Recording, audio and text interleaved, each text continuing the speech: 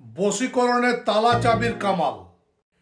তালা ফেলবেন এক পুকুরে, চাবি অন্য পুকুরে, নিমেষে ছুটে আসবে আপনার ভালোবাসা দূর থেকে কাছে সরে।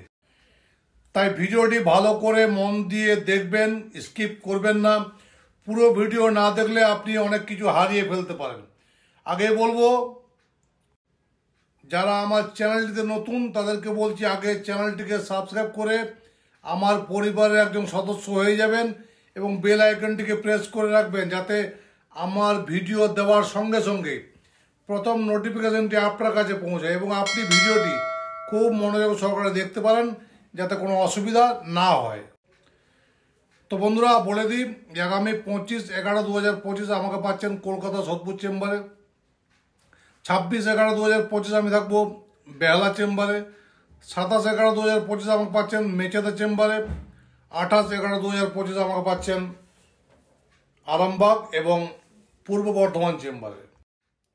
যদি মনে করছেন আপনি বিভিন্ন রকম সমস্যার মধ্যে রয়েছেন, প্রেম থেকে শুরু করে শত্রু দমন, ভালোবাসা দূরে সরে, যে কোনো সমস্যা হোক না কেন, সমস্যার থেকে পরিত্রাণ চাইছেন, তাহলে আসুন কনসাল্ট করি। তারপরে কি করে এই জায়গার থেকে পরিত্রাণ পাওয়া যাবে সেটা নিয়ে আলোচনা করি। সমস্যা যখন আছে, সমাধান তো নিশ্চয়ই আছে। বন্ধুরা, যে কোনো নবমী তিথিতে, যে কোনো নবমাং তিথিতে তালা চাবির দোকান থেকে এক ডাকে বৌনির সময় একটা তালা চাবি কিনে নিয়ে আসবেন। অবশ্যই দামাদর করবেন না, বৌনির সময় নিয়ে আসবেন। এবার বাড়িতে এসে স্নান করে আসনে বসবেন ঠাকুর ঘরে, পূর্ব দিকে মুখ করে। দুটো ধূপ জ্বালবেন, প্রদীপ জ্বালবেন পূর্ব দিকে মুখ করে, এবং তালা চাবিটিকে হাতে রেখে, বাঁ হাতে রেখে তার উপর ডান হাতে চাপাবেন। এভাবে রেখে যে মন্ত্রটি বলছি, এই মন্ত্রটি 108 বার জপ করবেন। অমুকং মম বৈশ্যাম কুরু কুরু সুয়াহা। এই অমুকংয়ের জায়গায় ছেলে বা মেয়ের নামটি বলবেন। অমুকং মম বৈশ্যাং কুরু কুরু সুয়াহা।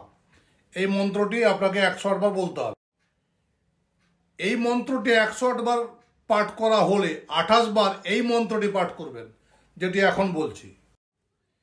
এক পুকুরে ফেললাম তালা, অন্য পুকুরে চাবি। অমুক অর্থাৎ তার নামটি, তুই আমাকে ছেড়ে কোথায় পালাবি। মন টানিব প্রাণ টানিব, সব টানিব তোর। মা কামাখ্যার দোহাই দিয়ে ঘুম কাড়িব তোর। আয় আয় আয় শীঘ্র আয়, আমার প্রাণের সখা বা সখী, আমার প্রাণে আয়। এই মন্ত্রটি টোটালটা আপনাকে 28 বার পাঠ করতে হবে। এইবার এই মন্ত্রটি পাঠ করা হয়ে গেলে তালা চাবিটিকে নিয়ে সোজা চলে যাবেন কোনো পুকুর বা নদীর ধারে। মনে রাখবেন, যদি তালাটি ফেলেন পূর্ব দিকে, তাহলে চাবিটি ফেলতে হবে পশ্চিম দিকে। অর্থাৎ আপনি যাচ্ছেন যখন পূর্ব দিকে, তো পূর্ব দিকে যে পুকুর পড়বে বা নদী পড়বে, সেই জায়গায় তালাটি ফেলবেন। এবং পশ্চিম দিকে ঠিক তার অপোজিট সাইডে চাবিটিকে ফেলতে হবে। এই দুটো অপোজিট সাইডে আপনি তালা চাবিটি ফেলবেন। বাস এইটুকু কাজ আপনি করে দেন, মিরাক্কেল রেজাল্ট হাতে নাতে পেয়ে যাবেন। যত দূরেই থাকুক না কেন, যেখানেই থাকুক না কেন, যে প্রান্তেই থাকুক না কেন, সে আপনার কাছে ফিরে আসবে।